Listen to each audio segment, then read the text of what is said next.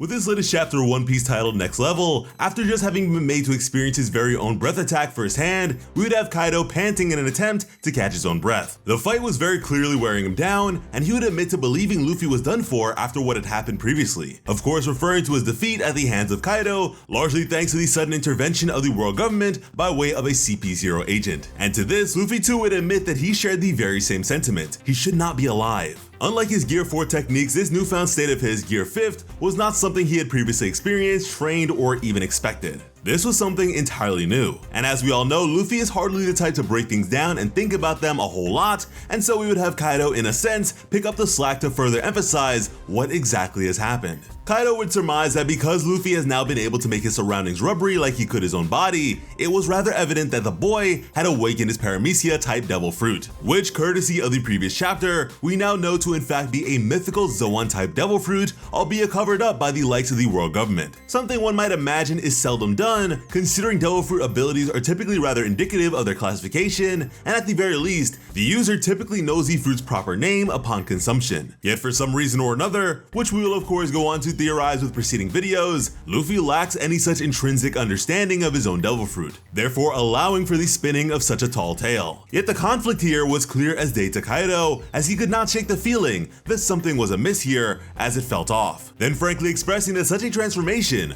was far more of a Zoan fruit type of trait, all the while making his way towards a leisurely Luffy and furthermore proceeding to chomp down on him. This would irritate Luffy as he would resist the crushing weight of Kaido's jaw, a display of resistance Kaido certainly was not expecting. And so in a bit of desperation, he decided to swallow his opponent whole as Luffy slid down screaming. However, it wouldn't take very long for Kaido to regret doing so, as Luffy's struggle against his interior was horrific, zigzagging from within as he kicked to the point of it appearing as such on the outside of the dragon's body. Luffy prepared his next attack, and while he did so, again the point of him not realizing the truth about his own fruit is displayed, as he continues to refer to his own moves with the Gomu Gomu beginning.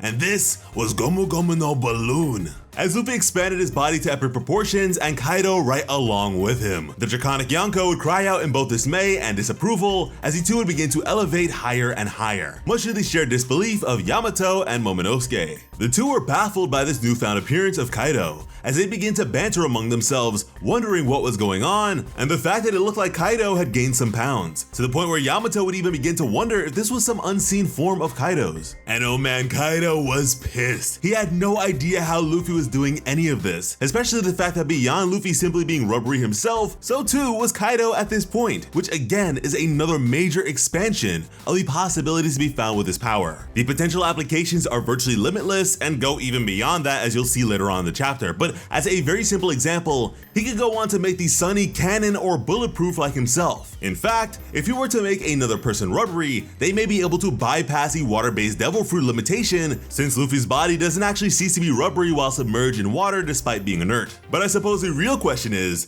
can Luffy turn the sea rubbery as well? Also, if he were to turn anyone rubbery, I would hope for it to be Zoro, simply so that concept art of Zoro having Luffy's fruit that Oda made in the past can come to life. But just when you think Luffy's powers couldn't get any more bizarre, from within Kaido, genuinely like a cartoon that defies the laws of physics and anatomy, Luffy would see a pair of bright lights and stretch his arms through them. What ultimately ended up being the eyeballs of Kaido. The Gorosei were completely and utterly correct. This is by far the most ridiculous power in One Piece. And you know, if I were to be in Kaido's position, I might just give up right then and there, because that sort of scarring experience is something you need a cold shower for afterwards. Good lord, and Luffy would jettison from them too with his escape rocket move as he laughed at his opponent's discomfort. Luffy was very clearly having a blast during all of this as he smiled in Kaido's direction before exhaling that which kept him inflated, therefore spiraling upwards and onwards into the clouds above. He'd also prepare yet another attack as Yamato and Momonosuke watched on, and what they saw absolutely blew their minds.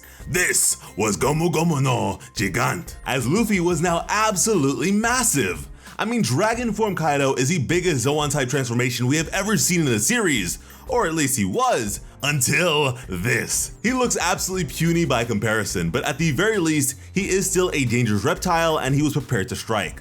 All the while, Momonosuke and Yamato would continue to be in total shock as they would wonder who in the world this figure was. Luffy's voice was certainly coming from it, but they, for obvious reasons, had a hard time believing it was actually him. But yeah, Kaido would chomp down onto the side of Luffy, who would cry out in agony, just before grabbing hold of Kaido's horns and a portion of his body, and in Gear 5th, this man Luffy is just extra disrespectful because he would use the body of one of the strongest pirates to ever sail the seas as a jump rope. The two were falling down at a rather accelerated rate, yet as they made their way back down, Kaido would prepare a point-blank breath attack at Luffy, which made a direct impact and, according to Luffy, definitely burned. Yamato would worry for Luffy's well-being as he certainly looked to be especially charred after that one and was launched pretty far away, with a pose similar to when he was first defeated by Kaido and left to drown in the depths below. But Luffy was not done just yet. He'd hit this man Kaido with the old "Why I oughta" and begin to have flames emerge from behind him as he would then race across the sky, leaving a trail of flames behind him in pursuit of Kaido. So Luffy can run on air now, I guess. But my goodness, it does not end. He would wind up his fist preparing to attack, yet Kaido, now back to his hybrid form, would look in his direction and raise his weapon, catching an enraged Luffy off guard. And as if playing whack-a-mole, he would slam down on Luffy's head. And with this, the massive face and neck of Luffy would be submerged down into the live floor for all to see. And comparing this shot to Kaido's entrance just goes to show how huge Luffy has become now.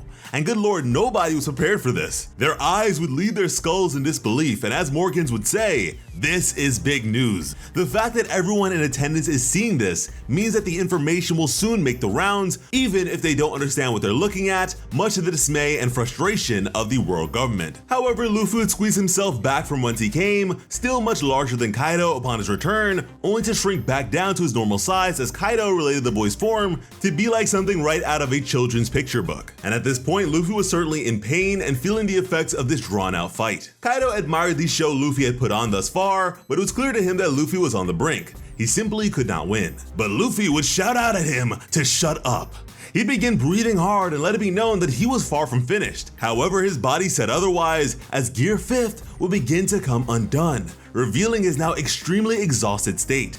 And by the end of it, Luffy looked to be downright elderly, which to me is somewhat reminiscent of a fellow Hito no Mi user by the name of Tony Chopper, as in the wake of pushing his Devil Fruit abilities past their limitations, he'd been reduced to a far smaller physical state, and strangely enough, along with the mentality of an elderly man. Luffy was now thoroughly exhausted and borderline decrepit. Things weren't looking so good. Kaido would then cry out, questioning what in the world Luffy was, but just then, Kaido would drop down to a knee as well, clearly just as exhausted despite his otherwise indomitable demeanor. And it's at this point that Luffy would be honest with the fact that yeah, he was on the verge of death.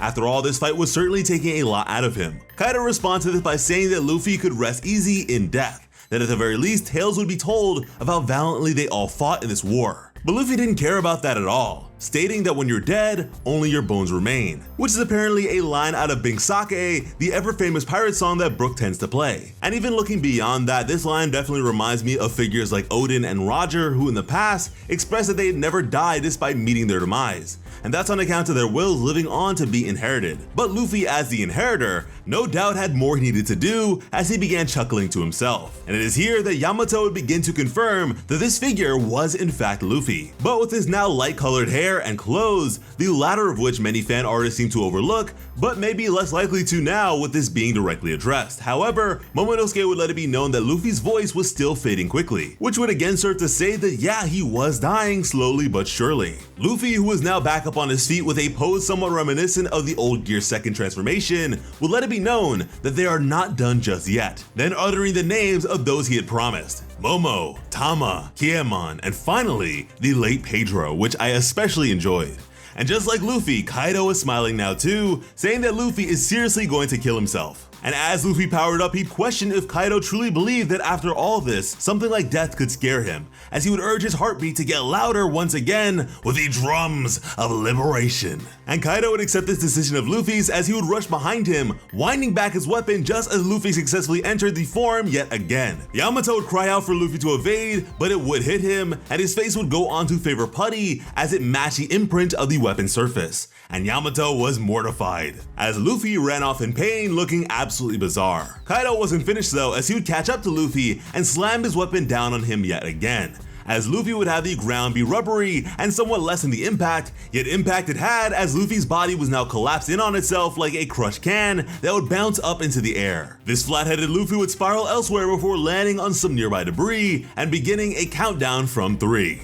And when he counted to 0, he popped back up to his normal stature as Conqueror's Haki would ripple out from his form, then rushing to Kaido as he swung his arms in a rotating fashion. And at the very same time, a bewildered and overwhelmed Kaido would have to wonder what Luffy and this new pure white hair transformation of his was. He'd begin breaking things down, the fact that Luffy was coated in not only armament, but also Conqueror's Haki, and could influence anything around him with this power of his. The freedom and versatility to which he fought was unlike anything this seasoned fighter had ever seen or experienced before, yet even still he would let it be known that no one in the world was capable of taking him down. And oh my goodness, what Luffy does from here is absolutely, positively insane.